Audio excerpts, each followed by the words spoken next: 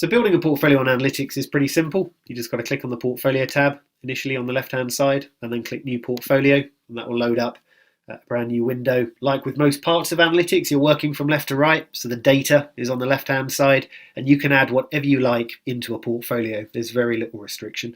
So on the left hand side, if I wanted to add funds into my portfolio and try to mimic someone's existing investment portfolio, I'll select unit trust and OICs from the drop down. Management group, there's all the investment fund houses.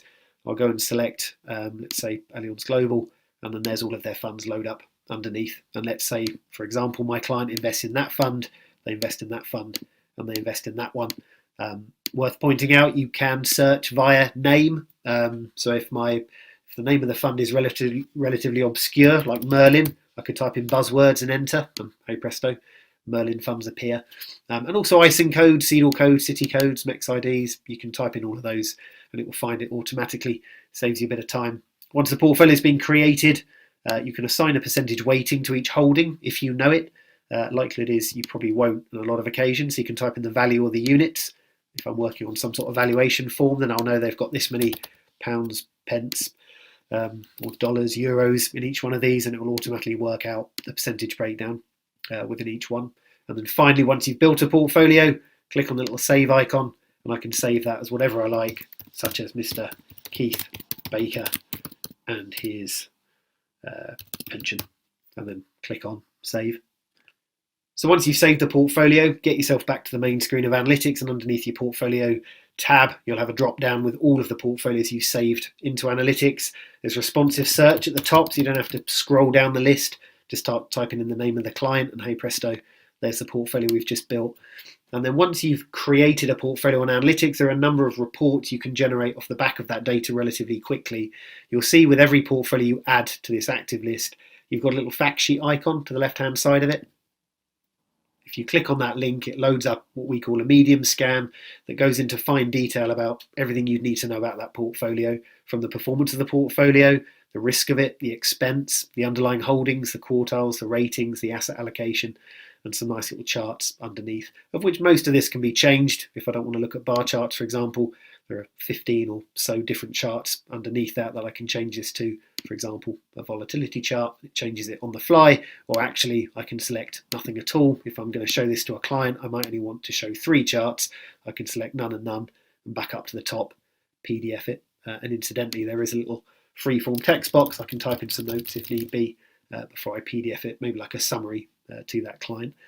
There are 3 scans. That's a medium scan. The other reports that you can very quickly create off the back of the portfolio once you've built it is just to the left of that icon, little settings tab. There are 3 options in here: short, medium and long. Basically a 1-page, a 2-page and a 5-page report. Short scans are quite useful. They're basically a 1-page fact sheet of that portfolio, just looking at the overall position rather than the underlying holdings, looking at the risk, the performance, the asset allocation and the charges. And again, makes for a nice little 1-page fact sheet of that portfolio, PDF, send it across to the client. Another report that we'll cover off in more detail in a later tip is the custom portfolio report builder.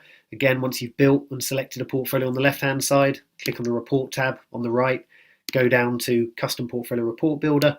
You can design your own templates under that button there. Takes you to a design screen, pretty simple to use. You dictate the layout of the report, how big you want it, how many pages, what you want it to consist of, and then you call it something like a generic name such as gold. So in this occasion, I'm taking my Keith Baker portfolio, running it against one of my gold templates. I can add some bells and whistles if I like on the right hand side before I hit generate, and it then loads up the report. So this is a version of my gold report. It's about 20 odd pages long. I wanted a cover page with some information on my client with your logo on every page. Second page, I wanted some commentary, just detailing portfolio summary, bit of valuation information in there, ATRQ, portfolio review, market commentary.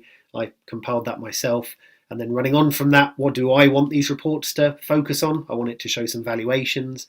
I want some cost and charges in there. I want the portfolio performance versus benchmark. I want the underlying holdings of that portfolio, color-coded quartiles. I want bar chart information, ratings analysis, scatter charts. I'd like some asset allocation data. There's a diversification report, and then it runs on and shows all of the underlying fund fact sheets of the funds within my portfolio.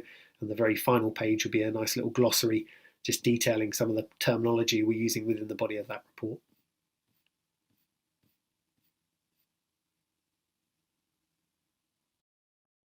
If you need to delete anything on analytics, go to the black bar on the left-hand side and click on Account Organisation and click on File Manager.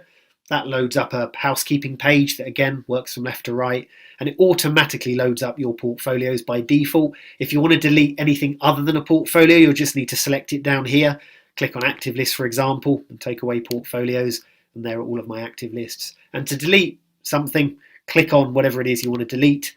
It will highlight it. You can delete more than one thing, and it will highlight more than one, but click on Item Action at the top, click on Delete Items, and it'll automatically delete that from your analytics account. Hope you found that little tutorial useful. As ever, any questions, feel free to hit that Contact Us tab on the left-hand side and contact our help desk.